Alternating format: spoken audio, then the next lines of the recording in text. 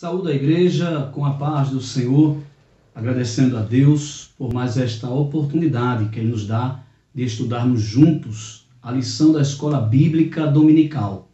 Iremos estudar nesta manhã a lição de número 11, que tem como assunto atributos da unidade da fé, humildade, mansidão e longanimidade. Este é o assunto da nossa lição e nós vamos à introdução que diz assim: após concluir a oração intercessória, o assunto estudado na lição passada, em favor da igreja e ao mesmo tempo estimular os cristãos a viverem para a glória de Deus, o apóstolo Paulo, ou o apóstolo, passa a enfatizar a necessidade da unidade dos crentes. No capítulo 4 de Éfeso, Paulo vai falar a respeito de que a igreja deve ser um conjunto de pessoas, uma comunidade de fé, onde todos vivam em perfeita união ou em plena união. E o apóstolo vai dizer quais são as características desta igreja, ou quais são os atributos, os elementos necessários para que isto se torne uma realidade, ou para que isto seja uma verdade na vida da igreja.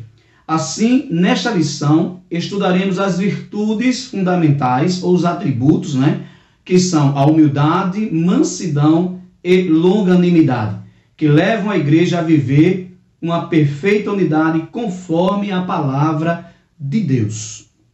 O primeiro tópico diz: para haver unidade é preciso humildade. Então, se faltar um desses atributos, uma dessas características ou virtudes na vida da igreja, na vida de alguém, isto vai quebrar o relacionamento da unidade que deve existir na igreja. Por isso, os membros da igreja, a igreja de Cristo, cada crente em particular e coletivamente, ele deve cativar, ele deve buscar, ele deve desenvolver estes atributos na sua vida: humildade, longanimidade e mansidão. O primeiro tópico diz o seguinte: a humildade é uma virtude imprescindível para fortalecimento da comunhão cristã. Por quê? Porque a pessoa humilde, ela enxerga as outras pessoas, ela vê as outras pessoas com o valor que Deus lhe dá. E aí ela tem prazer em servir estas pessoas. Quando a pessoa é humilde, todo o espírito de grandeza, todo o espírito de autoproclamação de si mesma, de egoísmo, de egocentrismo, ele é desfeito. Porque a pessoa deixa de enxergar ou deixa de priorizar no relacionamento, no que diz respeito à igreja, seus próprios interesses, e passa a buscar o interesse alheio, o bem-estar alheio. Então ele começa a servir as pessoas, tá certo? Vendo aquelas pessoas como objetos do amor de Deus, vendo aquelas pessoas dando a elas o mesmo valor que Deus as dá. Então, este atributo da humildade, esta virtude da humildade, ela é extremamente necessária para que haja uma relação ou um relacionamento de unidade no corpo de Cristo, que é a igreja. Aí o primeiro tópico diz assim: o modo digno do viver cristão. O apóstolo Paulo começa o capítulo 4, quando ele vai discorrer a respeito dessas virtudes, convocando, fazendo um apelo à igreja de Éfeso para que eles vivam de maneira digna. Ele diz aqui, versículo 4, capítulo 4, versículo 1: rogo-vos, pois eu, o preso do Senhor, que andeis como é digno da vocação com que fostes chamado. Então, o apóstolo está convocando a igreja, está convidando a igreja a andar. Andar como? Andar de maneira digna. E o termo andar aqui no grego, ele traz a ideia de comportar-se, de viver, de ter habilidade para exercer determinadas coisas. O termo significa também acompanhar a outrem, ou seguir o exemplo de outrem. Quando o apóstolo Paulo está dizendo: eu rogo-vos, irmãos, para que andeis, e o que ele está falando neste momento? Andar de maneira digna, comportar-se e viver, ou seja, testemunhar que aquilo que nós professamos, que aquilo que nós defendemos como verdade da igreja, da palavra de Deus, é uma realidade na nossa vida. Então o texto diz: acompanhar a outro. E quem é o nosso maior modelo de vida santa, de perfeição, a não ser o próprio Cristo? Então, quando nós estamos seguindo as pisadas de Cristo, quando nós estamos seguindo as verdades, a vontade, os ensinamentos de Jesus, aí nós estamos sim andando de maneira digna. E a palavra digno aqui, de maneira digna, é do termo grego axios. Este termo tem o sentido de levantar o outro prato da balança, ou seja, equilíbrio. Então o apóstolo está dizendo, ande de maneira equilibrada, segundo a vocação. Vocação, querido irmão, querida irmã, tem o sentido de chamar ou convidar para um grande banquete. Olha que coisa linda. Então, o termo vocação aqui significa Deus está nos chamando, ou o Senhor nos chamou do mundo para sermos participantes de um grande banquete no seu reino. Então o apóstolo vai dizer, andem, ou seja, viva, se comporte, tenha uma habilidade de viver de maneira equilibrada, porque vocês todos foram chamados para um grande banquete. Foram convidados por Deus, convocados por Deus ou vocacionados por Deus para desfrutar de uma grande festa no seu reino. Agora, o apóstolo vai dizer que para que isto seja uma verdade, ou seja, para que este testemunho seja real, a igreja precisa andar em unidade. E esta unidade, ela só é possível se alguns ou algumas características do fruto do Espírito apareçam nessa igreja. E o apóstolo vai listar exatamente o que a gente vai estudar hoje, que é a humildade, a longanimidade e a mansidão. E esses três atributos, ou estas três virtudes, vai nos capacitar para o que Paulo está dizendo no versículo 2, no finalzinho do versículo, para suportarmos uns aos outros em amor. Então só é possível nós suportarmos, nós vivermos. Olha, irmãos, a igreja é uma comunidade de pessoas diferentes, sabemos disso. A igreja é uma comunidade de pessoas diferentes, de cabeça diferente, de temperamentos diferentes, atitudes diferentes. Veja só, e para que esta igreja seja o corpo de Cristo, seja unida em amor, é preciso que estas virtudes estejam presentes na igreja. Então, o primeiro tema, ou o primeiro assunto a ser estudado, é a humildade. E diz assim, olha, o apelo apostólico é para que os crentes andem de modo digno da vocação. Ou seja, a nossa conduta diária deve corresponder à chamada recebida para ser um membro do corpo de Cristo, o que quer dizer a igreja. E dentro desse chamado, quando nós vamos desenvolver a humildade, olha o que diz o texto.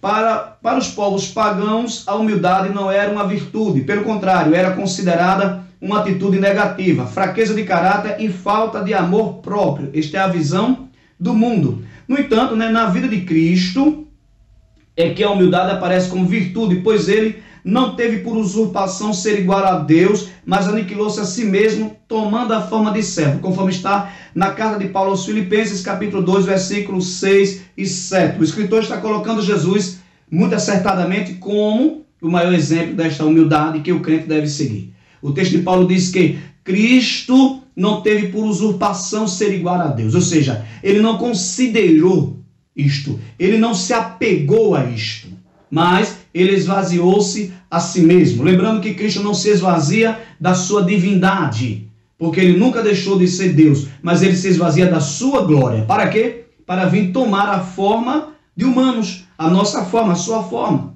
E veio e se humilhou tanto, de uma tal maneira, o simples fato, ou o grandioso fato, na verdade, de Cristo ter deixado a sua glória, abdicado da sua glória, para tomar a forma humana, é o maior exemplo de humildade. Já é um exemplo grandioso de humildade. Mas mais do que isso, diz que ele tomou a forma de servo e morreu por morte de cruz. Então, o nosso maior exemplo de humildade é quem? É Cristo. E o que Cristo está fazendo ao dar esta demonstração de humildade? Ele está priorizando a mim e a você. Ele estava não buscando os seus interesses, mas buscando atender as minhas e as tuas necessidades. Então, isto é humildade. Aí diz aqui na lição, mas não de uma humildade movida pela falsa aparência. E aqui tem um ponto, querido irmão, que eu quero comentar com vocês. As pessoas têm uma ideia muito errada de humildade. Na verdade, foi desenvolvido culturalmente uma imagem de humildade muito equivocada, que não corresponde ao termo, não corresponde à etimologia da palavra. E as pessoas consideram a humildade como um estado de pobreza, como um estado de não cuidar de si mesmo. E às vezes, quando se vê alguém que não está bem vestida, que não tem recursos suficientes, né? E atribui aquela pessoa, fulano é uma pessoa humilde. Às vezes as pessoas não estão, por exemplo, calçando um calçado adequado, ou vestindo uma roupa adequada, e naquela sua pobreza, ou naquela sua dificuldade, alguém vai e diz, fulano ou fulana é pessoa humilde, não é uma pessoa humilde. Na verdade, humildade não é isso. Outro dia eu ouvi alguém dizer muito acertadamente, há muitos pobres arrogantes. É sim, muita gente que está pobre, né, socialmente, e é arrogante, enquanto existem muitos ricos humildes. Então, humildade não tem a ver com a sua condição social. Humildade não tem a ver com o meu status social, nem com o status social de ninguém. Humildade é um estado de comportamento que vai nortear o meu relacionamento com relação às outras pessoas. Então é preciso deixar isso claro aqui, porque alguém pode pensar que humildade é isso. Isso, na verdade, é a falsa humildade. Então não é isso, mas é sim uma ação que reconhece a importância e o valor do outro. É aquilo que a gente tem dito desde o começo desta aula. Então, a pessoa que é humilde, ele reconhece, ele enxerga nos outros valores. Ele vê a outra pessoa como Deus a vê, enxergando nela valor apropriado. E aí, o que é que ele faz? Ele vai, dentro do relacionamento da igreja, buscar trabalhar, buscar servir aquela pessoa também de maneira adequada. Então, a verdadeira humildade diz o seguinte, o que fica claro em Jesus e no ensino do apóstolo Paulo é que a pessoa humilde expressa a modéstia em oposição ao orgulho e à arrogância. Trata-se de uma postura que favorece o bem da coletividade no lugar do egoísmo. Não busca os seus próprios interesses. Uma pessoa humilde não busca os seus próprios interesses. Ela abre mão, né, dos seus interesses para atender a outros. Entretanto, é importante ressaltar que esta e as demais virtudes são produzidas pelo Espírito Santo que habita no crente. Então, o escritor está colocando aqui uma verdade importantíssima. É que a verdadeira humildade almejada por Cristo para a sua igreja, ela não pode ser desenvolvida pelas habilidades humanas. Ela não é desenvolvida por uma atividade humana, e sim pela ação direta do Espírito Santo de Deus na vida da pessoa. Por isso a humildade desejada, a humildade almejada e a humildade necessária para a igreja de Cristo, ela só é possível se aquela comunidade de fé desfruta da presença do Espírito Santo de Deus em sua vida. Se Jesus derramou o Espírito Santo naquele crente, e aí este crente sim torna-se humilde. Por quê? Porque o Espírito Santo capacita para esta vida, para esta humildade. Então, queridos irmãos, está aqui a primeira virtude estudada nesta manhã, nesta lição da escola dominical, a respeito do que é preciso para a igreja seja ou esteja numa perfeita unidade. Qualquer um desses elos que for quebrado, qualquer uma dessas virtudes que for violada, seja por um crente individualmente, por um grupo de crentes, por sua coletividade, ela vai destruir esta unidade, ela vai quebrar este vínculo, tá certo? De união entre os crentes. O segundo assunto, ou a segunda virtude a ser estudada, é mansidão. E diz aqui o texto, olha, a virtude da mansidão produz crentes capacitados a bem gerir os conflitos, promovendo paz e conciliação na igreja local. Mais uma vez, a igreja é composta de pessoas de vários temperamentos. E na igreja vai ter gente de temperamento forte, outros de temperamentos mais brandos. Vai ter gente que suportam pouquíssima coisa, né? Logo estão perdendo a razão, a racionalidade. E é preciso que, quando uma pessoa é assim, ela busque o Espírito Santo para que produza nela mansidão. A mansidão vai evitar que conflitos que possam surgir e surgem. Em que comunidade não surge conflito? Em que relacionamento não surge conflito? É uma utopia pensar que um relacionamento onde existe, né, onde existe mais de duas pessoas, não tenha conflito. Todo relacionamento, aqui é acolá, vai ter conflito, sim. Porque isso é da natureza humana. Vai ter desencontros de ideias, desencontro de opiniões. Sim, vai ter desencontro de visão, de postura. E muitas das vezes isso vai gerar o quê? Vai gerar conflito. Mas o papel da mansidão, daquele crente que é manso, é justamente evitar que isso tome proporções que sejam incapazes de poder ser controlada. O crente manso, ele trabalha para surgir o conflito, ele desmancha o conflito. Surgiu a divergência, surgiu a discussão, surgiu a intriga, ele vai e desmancha isso aí imediatamente. Por isso é importante a mansidão como fruto do Espírito Santo na vida do crente. A palavra mansidão transmite o conceito de ternura, gentileza, cortesia e paciência. E cabe aqui também fazermos uma correção. É porque tem gente que pensa que manso é aquela pessoa que fala baixinho, né? Às vezes as pessoas, você encontra gente que fala tão baixinho, né? Tão suave, e a gente vai, fulano é manso, mas às vezes se você pisar nos calos dele, né? Como diz assim o adágio popular, pise nos calos dele para você ver. Tem pessoas que mal falam. Você chega num canto, ela está lá, ela mal se expressa. E às vezes as pessoas têm a ideia errada. Ele já vai, fulano é mansa. Mas vá. Quantas vezes alguém que tem essa postura e numa situação de conflito se agiganta de uma maneira que não se tomar providência, não se controla. Então não se trata disso. Não se trata de você falar alto, falar baixo, falar mais, falar menos. Não é? A mansidão, que é gentileza, que é ternura, que é cortesia, que é paciência, é a capacidade que nós temos dada por Deus, mais uma vez, somente o Espírito Santo, na vida do crente, é capaz de produzir isto para que os nossos relacionamentos na igreja com outros crentes seja saudável, seja sadio. Então, veja só, esta qualidade é listada nas Escrituras como um dos aspectos do fruto do Espírito Santo em Gálatas 5:22. A mansidão é um estado que deriva da humildade. O termo indica moderação nas ações, bom trato para com o semelhante e ausência de precipitação. Você observou que uma coisa vai encadeando a outra? Então, mansidão é um produto da humildade. Logo, é uma consequência da humildade. Logo, quem não é humilde também não é manso. Não se pode ter alguém manso sem ser humilde. Então, humildade e mansidão caminham juntas. E na Bíblia nós temos grandes exemplos de pessoas que demonstraram mansidão. Uma dessas pessoas foi Moisés. Capítulo 12 de Números.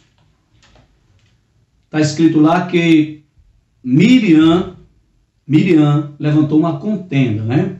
Na verdade, quem começa a contenda é Miriam e acaba envolvendo Arão. É Miriam que começa. Por isso que o termo diz Miriam e Arão. Porque começa com Miriam. Inclusive, na hora de Deus punir, Deus não castiga Arão, castiga Miriam. Porque Miriam é a pessoa que criou o embaraço, que criou a contenda, que criou a confusão. Miriam, nesse momento, representa pessoas na igreja, é preciso ser dito aqui, que tem habilidades, né? Que tem comportamentos de criar contendas e envolver outras pessoas nesta contenda. Foi o que Miriam fez. Capítulo 12 de Números está registrada a história, que Miriam e Arão. Mas observe que o texto começa dizendo Miriam e Arão, apontando que é Miriam que começa. Por isso depois Deus a pune e ela fica leprosa. Então ela criou a contenda e envolveu o irmão dela, Arão, nessa contenda contra Moisés, acusando Moisés ou se levantaram contra Moisés por conta de um casamento de Moisés, ou do casamento de Moisés com uma mulher cuxita. Na verdade, ali foi só um pretexto. Eles estavam mesmo, eram com inveja, estavam mesmo, eram com maldades em relação à liderança de Moisés. Depois você vai no decorrer do texto, observar que eles dizem, Deus só fala por Moisés? Será que só tem profeta Moisés? A gente vê muito isso hoje ainda no meio do povo de Deus, né? Alguém que é ressentido, é magoado com Deus e com as outras pessoas, porque Deus usa alguns, porque Deus abençoa outros. Então, o que aconteceu aqui? Eles levantaram essa contenda. E qual foi a postura de Moisés ao saber disso? Ficou calado. Ficou quieto. Moisés entregou a causa a quem? A Deus. Naquele momento, não era hora de agir. Em alguns momentos, é verdade que existe circunstância que é preciso agir. Agora, agir de maneira ponderada, na verdade, de maneira moderada. A palavra é moderada. Agir de maneira moderada, com modéstia, com mansidão, tentando apagar o conflito. Moisés aqui ouviu e calou-se. O problema para Miriam e Arão foi que Deus também ouviu. E aí Deus entrou na questão para defender o seu servo. Mas o texto diz que, por conta disso, na verdade, é só mais um evento da vida de Moisés. O escritor, no futuro, né? Não é Moisés, eu não acredito que o próprio Moisés tenha escrito. Moisés é o escritor dos 5 livros do Antigo Testamento. Isso está no livro de Números. E dificilmente Moisés, sendo o homem manso e humilde que ele era, escreveria algo para elogiar a si mesmo. Então, alguém disse isso de Moisés. E Moisés, o varão Moisés, era o homem mais manso na face da terra. Então, Moisés aqui é um exemplo de mansidão, de que escutou a contenda, o xingamento, a ofensa, e não tomou partido. Não houve, na verdade, ele não revidou, ele não tomou uma ação e deixou que Deus agisse por ele. Qual outro exemplo? E o maior exemplo de mansidão na Bíblia é o próprio Cristo. Ele chegou a dizer, Jesus disse assim, que nós deveríamos aprender dele, porque ele é humilde e é manso, né? Ele é manso e humilde, porque eu sou humilde e manso de coração.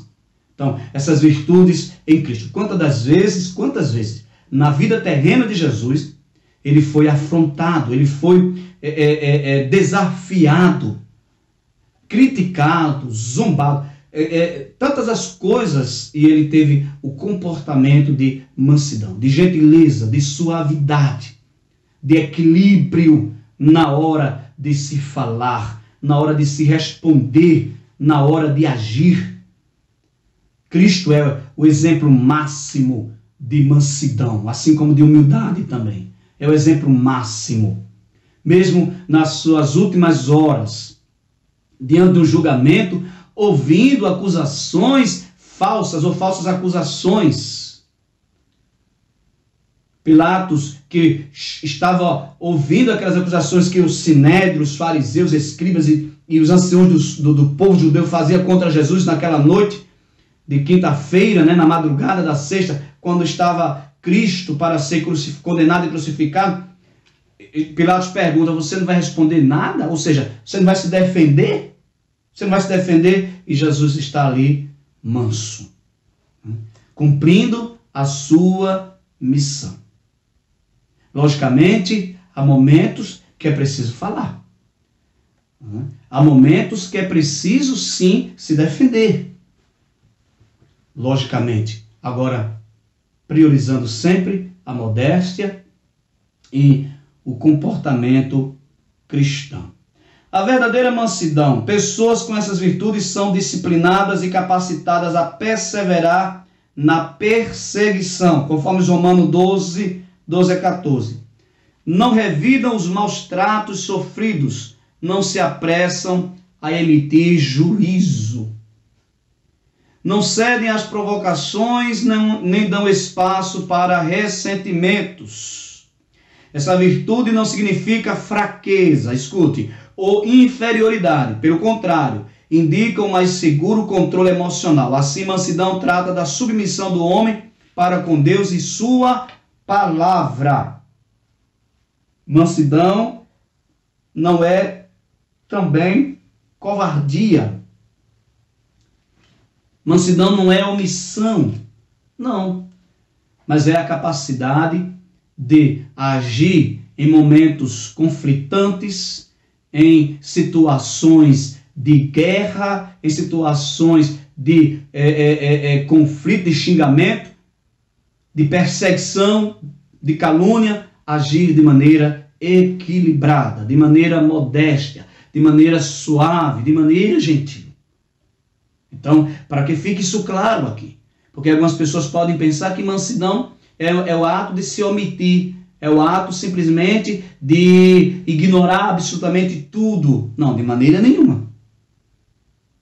Mas é o ato de que você, mesmo debaixo de perseguição, você não persegue. Debaixo de xingamento, você não xinga. Debaixo de acusações, você não acusa. Alguém te faz o mal e você não revida. Entendeu? Então isso aqui é o comportamento desejável de Cristo para a sua igreja nos nossos relacionamentos. E tem uma coisa. A mansidão ela só aparece na vida de uma pessoa, na minha vida, na sua vida, em situações de conflito. Porque em situações normais, em ambientes favoráveis, em ambientes de amor, a mansidão. Então alguém não pode dizer eu sou manso dentro deste ambiente. É no momento em que você está em ambiente ácidos, né? Onde existe aspereza, onde existe conflito, quando alguém ou alguns se levantam contra você, a sua atitude, o seu comportamento, a maneira como você vai lidar com essa situação, como eu vou lidar, né, com essa situação, é que vai definir se temos ou não mansidão da perspectiva da palavra de Deus. Compreende isto? Glórias a Jesus. Mansidão pressupõe conciliação. Uma pessoa mansa, irmão, é uma pessoa conciliadora. Ela busca conciliar conflitos que são levantados para com ela e também conciliar conflitos de outros. Infelizmente, há pessoas no nosso meio que elas são verdadeiros combustíveis, né? Para a situação de conflito. Ao invés de jogar água no fogo, fazendo aqui uma analogia para apagar o fogo, ela joga combustível.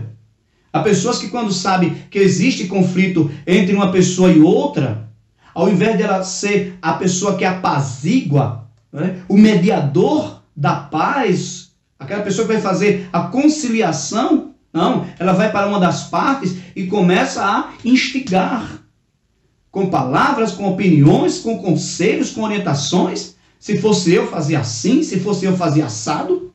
E de repente, uma situação que às vezes é pequena, um conflito que é pequeno, por causa de um terceiro que entrou e fomentou, se tornou algo, muitas das vezes, com danos irreparáveis. Muitas das vezes, irmão, com resultados catastróficos. Então nós, enquanto crentes em Cristo, pessoas de Deus, testemunhas do Evangelho de Jesus, precisamos sempre estar pedindo a Deus a habilidade de sermos pessoas conciliadoras, pessoas mansas, capazes de desmanchar conflito. Cristo, Deus nos salvou, o Espírito Santo nos capacita justamente para isso. Então, uma pessoa mansa era uma pessoa pacífica, era uma pessoa conciliadora. O comportamento conciliador é a demonstração prática da conduta de quem possui mansidão por meio de uma postura equilibrada diante de circunstâncias adversas. Circunstâncias adversas para com você ou circunstâncias adversas que se sabe de outros. Esta lição, ela veio para nos advertir, ou pelo menos para nos lembrar de qual deve ser o nosso comportamento. O tópico terceiro, por fim, vai falar a respeito da longanimidade. Uma vez, uma pessoa com quem, no começo da minha fé, eu sempre ia conversar para aprender dele, e aprendi muito, mas eu aprendi muito dessa pessoa. Ele disse a mim, eu era jovem, disse, meu jovem, você sabe o que é longanimidade? Eu, na ocasião, disse, eu não tenho ideia do que é longanimidade. Disse, eu vou lhe dar um exemplo. E ele, na ocasião, pegou um pedaço de elástico, né, um pedaço de elástico, e ele começou a esticar o elástico. Esticou até um limite, né? E ele disse, você está vendo? Esse elástico, com este tamanho, né? O elástico tem alguns centímetros, mas ao ser colocado a pressão naquele elástico, ele se tornou maior. Ele disse, jovem, irmão Júnior, longanimidade é isso aqui. É a capacidade que nós temos de suportar a pressão. Olha que coisa. De suportar a pressão. De ter a paciência de esperar que situações de pressão sobre nossas vidas terminem. Sem tomar ações que vá prejudicar a outro, ou até mesmo aqueles que estão fazendo ou são responsáveis direto por esta pressão. É a capacidade de suportar os erros, as falhas, os pecados que outros cometem contra nós. É a capacidade de liberar perdão. Então, aquele exemplo que ele me deu naquela manhã ficou extremamente marcante na minha vida e eu nunca esqueci mais disso. Nunca mais esqueci disso. Então, na longanimidade, os que são longânimos, ele tem a capacidade de crescerem diante de situações de pressão, mas não crescer para aparecer, não crescer para se tornar maior que outros, mas crescer no sentido de suportar. Ele cresce em força, cresce em paciência, cresce em humildade, cresce em mansidão, aleluia, e ele suporta aquela pressão. Então, longanimidade e todos estes aspectos, estas virtudes, vai nos capacitar para quê?